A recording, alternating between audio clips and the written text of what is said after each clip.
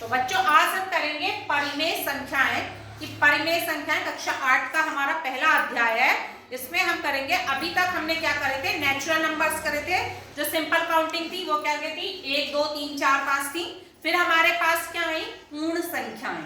पूर्ण संख्याएं कहां से थी, 0 1 2 3 4 और इस तरह से अनंत। फिर हमने क्या लिए, इंटीजर्स यानी कि पूर्णांक लिए। पूर्णांक हमारे क्या थे, पूर्णांक या हम इंटीजर्स की बात करें, ये थे हमारे 0 1 2 3 और -1 -2। इस तरह से ये हमारे क्या होते हैं, पूर्णांक। ठीक है, अगर हम यहां से स्टार्ट करते हैं तो ये नेचुरल नंबर हो गए, 1 2 3 हमारे नेचुरल नंबर होते हैं, उनका सेट 1 से शुरू होता है। अगर 0 इंक्लूड कर देते हैं प्राकृतिक संख्याओं में तो पूर्ण संख्याएं। अगर इस तरह से होता है, एक तरफ क्या है, दाहिनी तरफ प्लस में और बाईं तरफ 0 के माइनस में, तो ये क्या होते हैं, हमारे पूर्णांक। अब इसके बाद हमारे पास आते हैं परिमेय संख्याएं।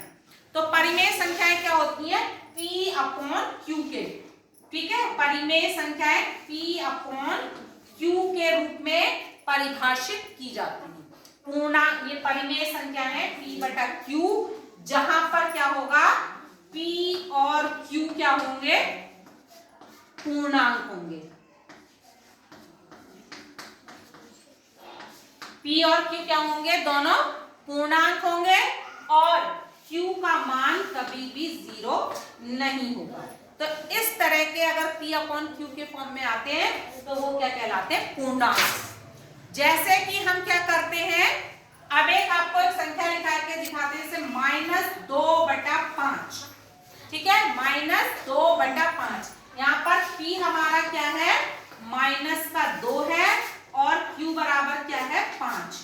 ठीक है, और ये -2 भी क्या है, एक हमारा पूर्णांक है, यानी कि P बिलोंग्स टू I से हो गया, और Q भी हमारा क्या है, 5 है, तो ये भी क्या है, I। इंटीजर को किससे प्रेजेंट करते हैं, I से।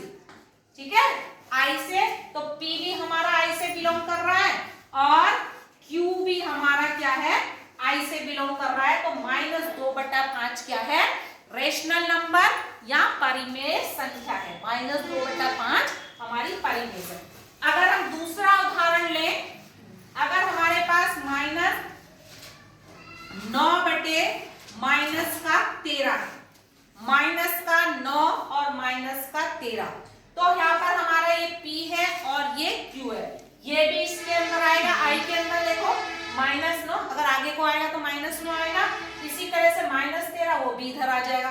तो यहाँ पर भी क्या है, P बराबर हमारा क्या है, -9 और Q बराबर हमारा -13, और दोनों ही क्या कर रहे हैं, -9 और -9 भी किससे बिलोंग कर रहा है, इंटीजर से, और -13 भी किसका है, ये भी क्या है, एक पूर्णांक है।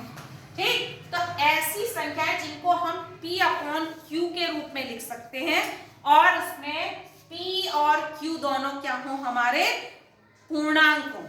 ठीक है, तो इस तरह की जो संख्याएं होती है उन्हें हम परिमेय संख्याएं कहते हैं और Q का मान 0 नहीं होगा, तो ये हमारी क्या हो जाती है, परिमेय संख्या। जैसे -2/5।